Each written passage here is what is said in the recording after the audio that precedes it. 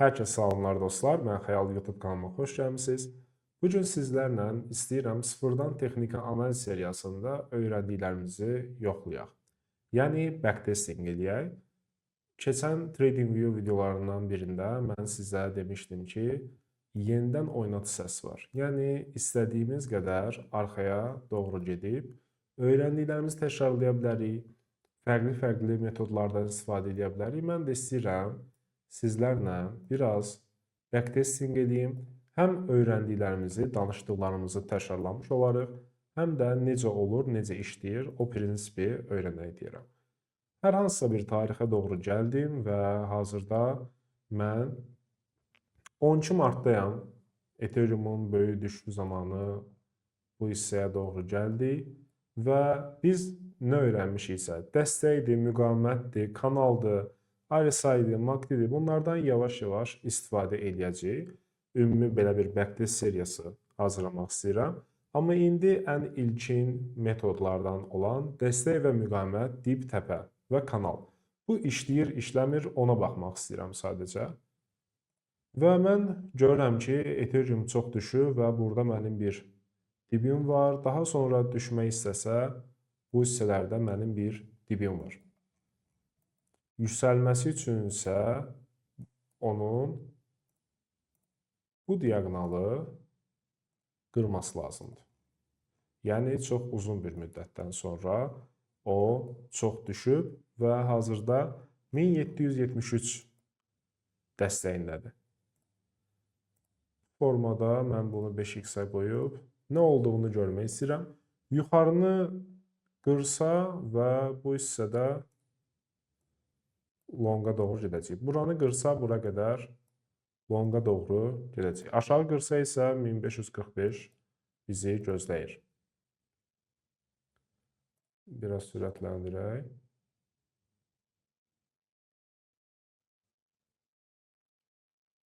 Və müqaviməti qırmağa doğru gəlir, amma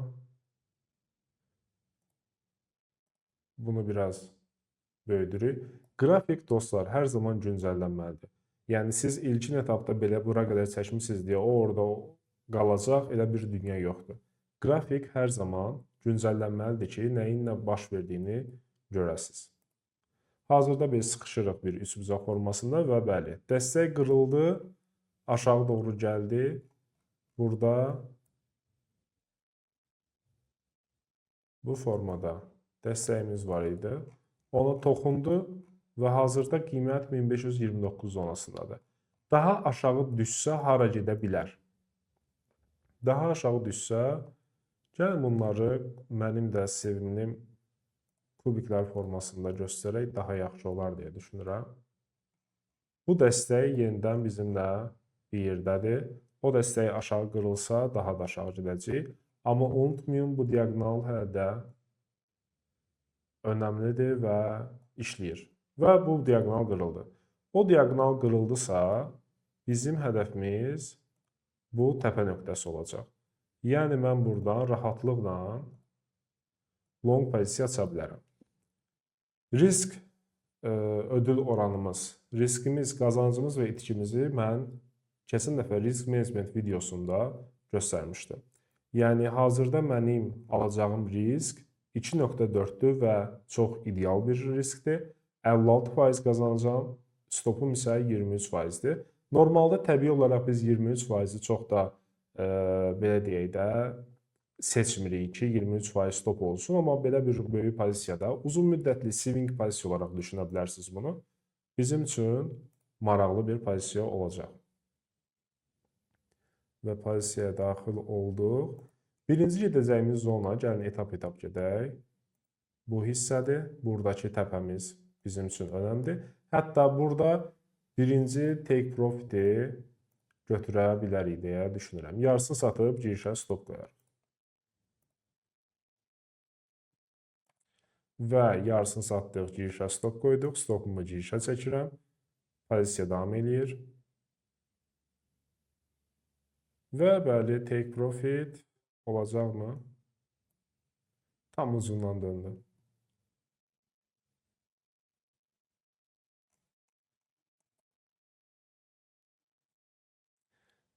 Bax, bu adamı belə görür. Və take profit oldu.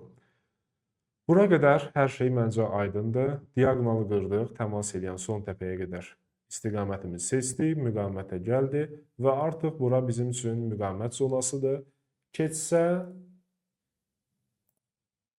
hədəfi birinci bu təpə olacaq, bu hissə olacaq.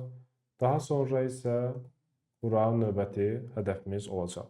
Fikir verdinizsə, heç bir indikatordan dəstək almadım və backtesting elədiyimiz üçün o anki siyasi vəziyyət, xəbərlər, psixoloji vəziyyət və s. heç nə olmadan sadəcə dəstək və müqavimətindən istifadə edərək, kanaldan istifadə edərək, diaqonaldan istifadə edərək normal trade eləmək olur. Bu mümkündür uşaqlar. Yəni mütləq deyil, siz hansısa bir indikatora bağlı qalasınız, hansısa bir xəbərlər və s. Texniki analizin birinci videosunu bilərək belə analiz etmək mümkündür. Əlbəttə, digər yardımcı faktorlar həqiqətən insana dəstək olur, kömək olur. Amma bu backtesting metodu ilə mən sadəcə göstərmək istəyirəm ki, texniki analizi öyrənmək çox da çətin bir şey deyil və ilkin biliklərlə belə siz analizlər edib qazanc əldə edə bilərsiniz. Və hazırda hətta mən burada bir formalaşmalar dərsimizdən keçmişdik. Bir bayraq formalaşması görürəm. Hədəfi isə bura qədərdir. Nə təsadüfdürsə, hədəf bizim müqavimət zonalarımızdır. İndi isə baxaq görək vəziyyət nə yerdə olacaq. Təbii ki, formalaşmanın ləğvi buranın altında olacaq.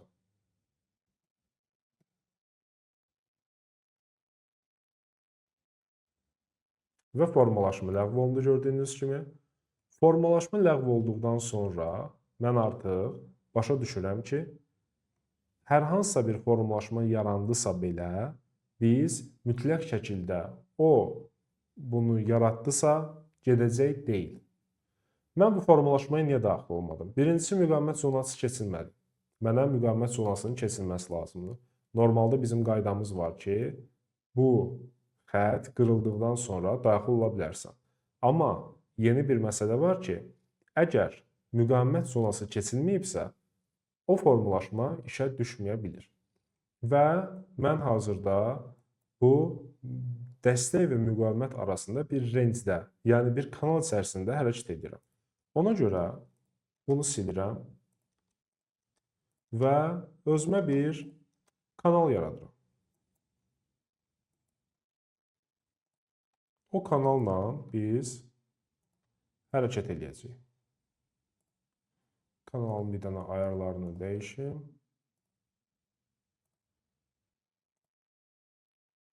Bu qədər.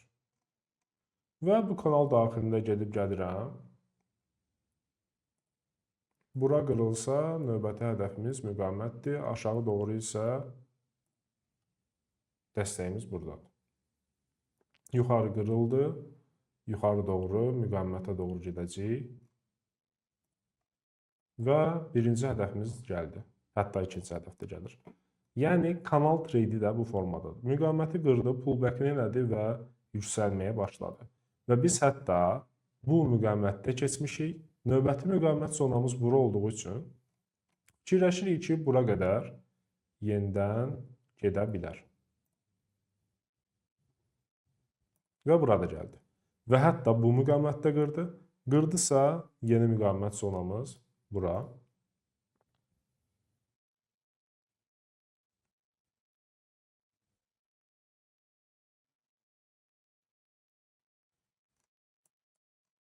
Nəsə bu yenə hər zaman kimi gözlədir və bu müqavimət zonasına da gəlib çatdıq. Mən kiçik bir backtesting elədim sizlərlə. Yəni, nəyin necə olduğunu bu formada göstərmək istədim. Bu tip videoların davamı gələcək, backtestinglər eləyəcək, çoxlu-çoxlu. Niyə? Çünki həqiqətən texniki analizi sıfırdan öyrəniriksə, bunu öz üzərimizdə də işləməliyik. Yəni, öyrəndiyimizi əgər təkrar etmiriksə, mən bəlkə də minlərlə backtest edəmişəm. Bu backtestlər olmadan siz texniki analizi tamamlaya bilmərsiniz.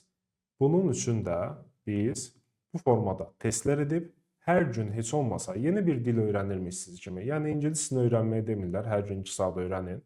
Bunu da hər gün 2 saat, 3 saat üzərində backtesting eləyib, artıq coinlərin iş prinsipini, necə hərəkət etdiklərini belə artıq öyrənmiş olursunuz. Və bu videoda da gördüyünüz kimi heç bir indikatordan dəstək almadan sadəcə dəstək və müqavimət, diaqonal, kanal daxilində istifadə edərək qazanc əldə etmək olur, mümkündür. Sağ olun, salamat qalın. Əgər videomu bəyəndinizsə, like qoymağı, abunə olmağı unutmayın, dostlarınızla paylaşmağı unutmayın. Telegram kanalımızda yeni analizlərimiz var, yeni qruplarımız var. Sizi ora gözləyirəm. Sağ olun, salamat qalın.